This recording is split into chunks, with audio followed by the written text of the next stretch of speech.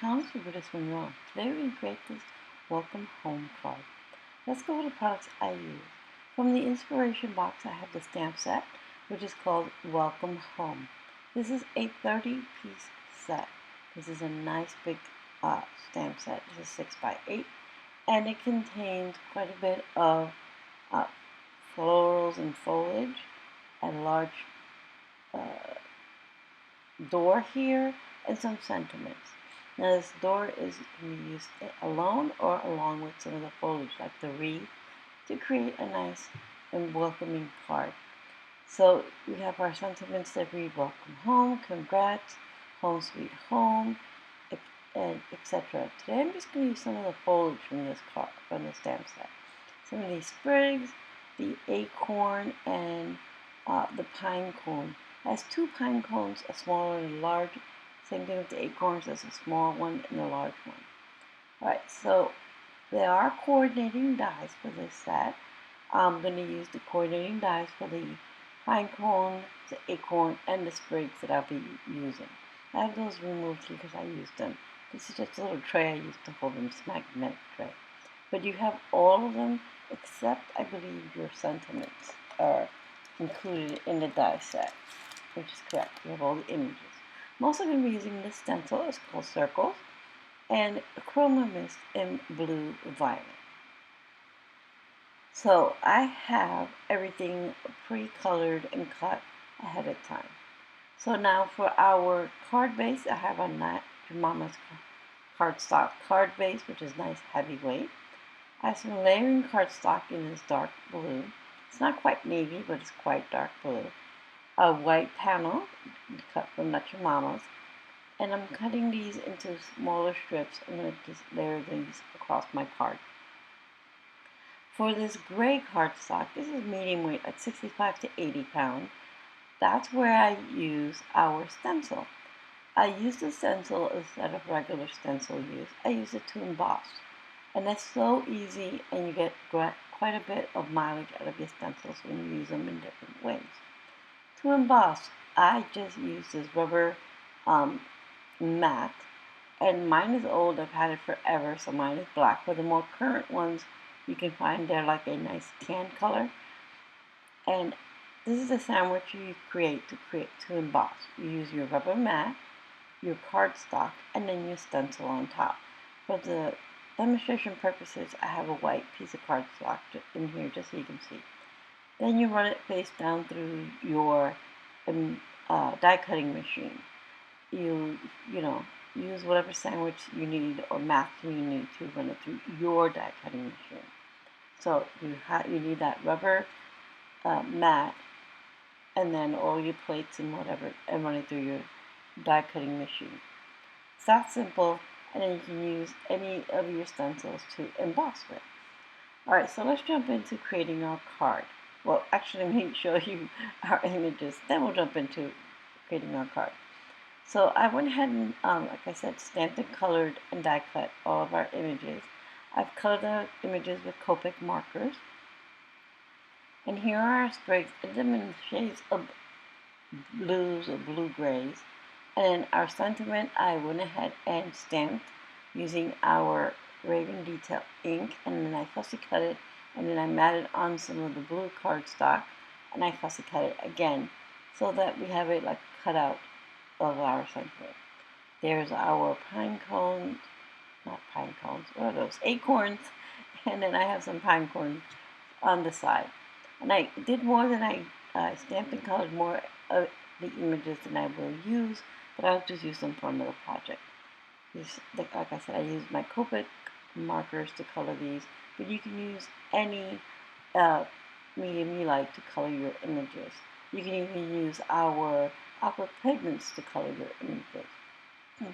I will have that listed in the description box below. I didn't go over all the colors with you.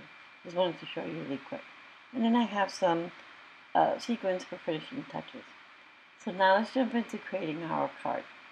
I have that one piece of Your Mama's cardstock that is white here, just set that I cut from some dies from my stash. I tried different ways to how I wanted to do this. I sprayed it in different angles but it was coming out more than what I wanted. So I decided I'm going to go ahead and create more of a splatter background. I spray a little bit of my Chroma mist onto my craft mat, and then I use a paintbrush, a small paintbrush to create splatters. I'm just, this way I can control how much splatter I have. And I use a clean paper towel to mop up or dab up any excess because I want this to dry pretty quickly. So I'm going to go ahead and lay this out and see if I need more splatter, and I feel like I do. So I'm going to go back in and add more splatter because I want to concentrate my splatter towards the bottom and then lightly mist it up. So I'm adding more splatter, like I said, towards the bottom. This way I can create bigger splatters, smaller, detailed little splatters, and have better control with my paintbrush than I did just spraying it. I felt for this project, because I wanted to retain as much as the white cardstock showing through. When I sprayed it, it basically covered more than when I wadded. So for the extra that I have on my mat, I always keep that little tester and I just dab it through. Now I'll keep that and die cut something out of it later on. I always keep those little panels that I test on. They're perfect for cutting and stamping on later on for other projects. I clean the nozzle really well and cap my spray. And again, that was Chroma Mist and Blue Violet. So I went ahead and cut all my panels down ahead of time. And that was my embossed panels, the gray ones, and then my layering panels. And I'm going to use a little bit of Barely Art glue to adhere all these panels together. And this will create the front of our card. As you can see, this is a real nice thin mat all the way around with the dark blue cardstock. And we carry a nice variety of colored cardstock in the shop. And I will link the cardstock area or section for you to peruse and pick colors that you would like. For this card, I stacked 2 shades of blue and grays, just that hint of that warmth with the browns, shades of browns, with the pine cones and the acorns. So, you know, that little touch of, with the browns, they're kind of goldeny brown. So I brought in like gold as my finishing little detail. Just those warm, inviting colors that I think of. You know, the cool colors of maybe winter with the grays and blues, but then that hint of warmth with the brown. Right, so I adhered those panels on there, and now I'm going to adhere our front panel onto that, those layered panels behind it. And I'm calling this my front panel because it's the one that's going to lay on top and where we're going to create all of our focal points onto it. I need to just trim this just a hint, so I'll bring in my trimmer here in a second. Just shave a little bit off the right over here. Yeah, right there. I feel like I need to just shave it down a little bit. It was a little bit bigger than what I wanted. So I'm going to trim that down. Get that little edge off. Excuse me. I have a tickle in my throat. Alright, so I'm going to go ahead and adhere this on here. I'm adhering this directly onto the card front.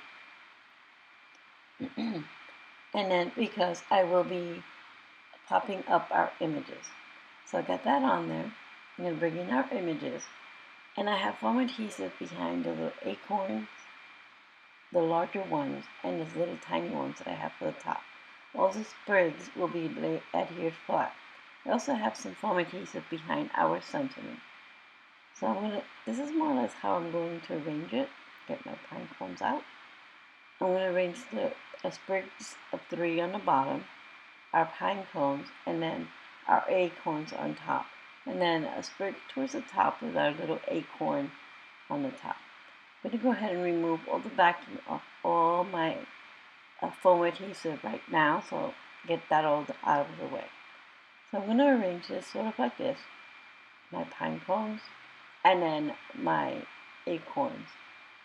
I'll adjust accordingly. Alright, so I'm going to go ahead and start by adhering these directly on using a little bit of Barely Art glue. And I want these to start on the white, but flow off onto the gray panels. That way we're just encompassing all the bottom area. And then this one here, I wanted to shoot from the bottom and kind of connect our sentiment to this little foliage, little cluster that we're creating here on the bottom.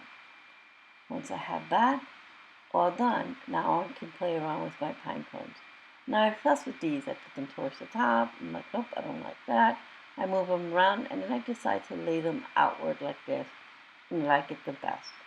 So I'm going to go ahead and adhere these directly onto my card front, facing outward, and then I will pop on my acorns here as soon as I get these pine cones exactly how I want them. And I lay these right there. Now for the top, I'm going to go ahead and bring in this little sprig, and I'm going to lay this where it comes off from the top corner, like so, facing downward a bit, and then I'll pop up our last little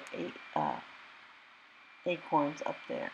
I love having the two sizes of these little images because the little one on the top is perfect. Just a little hint right up there. So I'm going to lay out my sequence to the design I want. I want to make sure I bring in plenty of them all around the bottom cluster, and then a set of 3 off to the top left, and then a few just above the sentiment. And I'm keeping those in shades of blue and a little bit of gold glitter, just to add a little shimmer right there. The ones within the cluster, I picked the smallest little sequence I had here.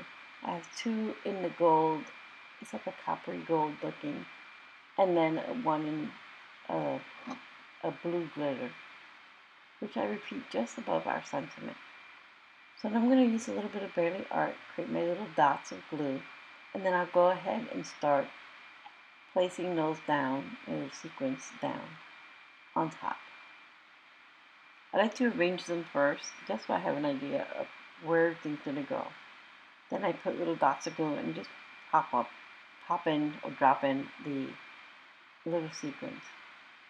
Now, of course, like always, I say these are finishing touches. If you don't like sequins or anything like that on your card, you can leave it off. You can just add what you like or nothing at all.